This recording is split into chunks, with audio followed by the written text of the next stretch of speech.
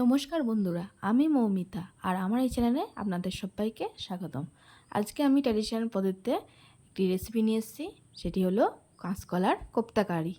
তার জন্য আমার লাগছে এখানে দুটো কাঁচকলা নিয়েছি আর একটা আলু নিয়েছি। কাঁচকলাগুলিকে দুমুখ কেটে দু টুকরো করে নেব আর আলুটাকে দু সাইড দিয়ে একটু করে চিড়ে নেব।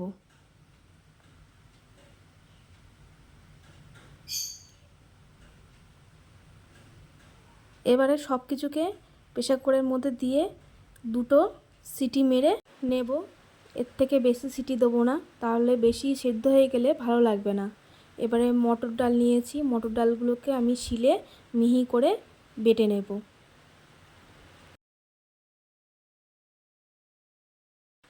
আমার ডালগুলো বাটা হয়ে গেছে আর প্রেসার কুকার থেকে সেদ্ধ কলা আর আলুগুলো বের করে রেখেছি, না হলে জল ঢুকে গেলে ভালো লাগবে না। আর এইগুলোকে একসাথে সব ম্যাশ করে নেব। তারপর এর মধ্যে পরিমাণ মতো নুন, হলুদ, কালো জিরে আর নেব আদা, কাঁচা লঙ্কা, শুকনো লঙ্কা আর জিরে বাটা, আর দিয়ে দিচ্ছি চিনি, গরম মশলার গুঁড়ো আর ভাজা মশলা। এখানে ধনে, জিরে আর শুকনো লঙ্কার গুঁড়ো আছে। সবগুলো একসাথে আমি একটু ভালো করে মেখে নেব। ভালো করে মেখে নেওয়ার পরে হাতে একটু তেল মাখিয়ে নেব। তারপরে এই মণ্ডপ থেকে ছোট ছোট আকারে লেচি কেটে গোল গোল করে হাতের তেলের মধ্যে নিয়ে কোপ্তা আকারে করে নেব। দেখুন, আমি ঠিক এইভাবেই কোপ্তা আকারে করে নিচ্ছি। আপনারা গোল শেপও দিতে পারেন। আমি এইভাবে করে নিচ্ছি একটা। এইভাবে আমি সবগুলো কোপ্তা এক এক করে গড়ে নেব। এবারে কড়াইতে আমি তেল দিয়ে দিলাম। এখানে রান্নাটা আমি সর্ষের তেলেই করব। তেলটা গরম হয়ে গেলে এক এক করে কোপ্তাগুলো পরপর ছেড়ে দেবো। এখানে আমার কোপ্তাগুলো দুটো ব্যাচে ভাজতে হবে। প্রথম ব্যাচের কোপ্তাগুলো আমি এক এক করে সাজিয়ে দিলাম, দিয়ে এপিট ওপিট লাল লাল করে ভেজে নেব। আমার কোপ্তাগুলো নিচের দিকটা ভাজা হয়ে গেছিলো, উল্টে দিয়েছি। এবার ওই পিঠটাও ভালো করে লাল লাল করে ভেজে নেব। কোপ্তাগুলোকে ভাজা হয়ে গেছে, আপনারা ঠিক এইভাবে লাল করে ভেজে নেবেন। নিয়ে আমি এবার কোপ্তাগুলোকে এক এক করে উঠিয়ে নেব। দেখুন, সবগুলো কোপ্তা আমার ভাজা হয়ে গেছে। এবার দ্বিতীয়বারের ব্যাচের কোপ্তাগুলো ভেজে নেব। কড়াই এবার আর একটু সরষের তেল দিয়ে তেলটা গরম হয়ে গেলে ওর মধ্যে চিনি দিয়ে দেবো, তাহলে কালারটা খুব সুন্দর আসবে। এবারে ফোড়নে শুকনো লঙ্কা ও কালো জিরে দিয়ে দিলাম। কালো জিরের শুকনো লঙ্কা ভাজার পরে ওতে পেঁয়াজ বাটা দিয়ে দিলাম, দিয়ে একটু নেড়ে চেড়ে নিয়ে ওর মধ্যে এবার আমি টমেটো বাটা দিয়ে দিলাম।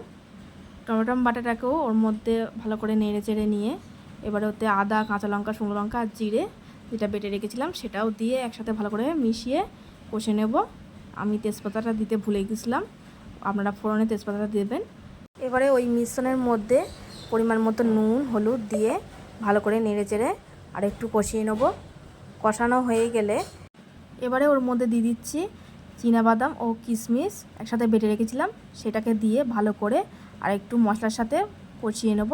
নিয়ে মশলার থেকে যেই তেল ছেড়ে দেবে তখনই ওর মধ্যে আমি পরিমাণ মতন এবার জল দিয়ে ভালো করে ফুটতে দেব।